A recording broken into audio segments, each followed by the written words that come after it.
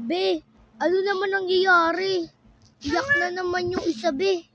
Tignan nyo, guys. Iyak siya. Tatampo siya, be. Tatampo siya. Ano, ilang taon na po kayo dyan? Please write it to your comments.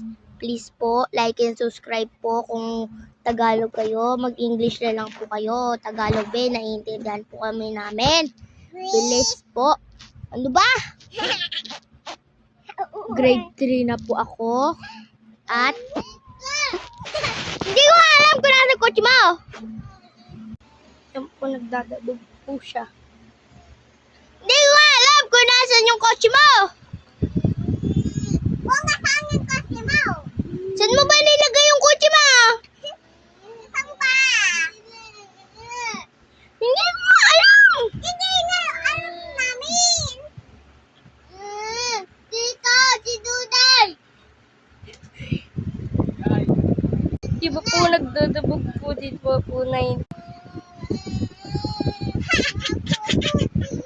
Di ba po nagdadabog po? Ingay po. Ako po yung masisimunan. Bye-bye po.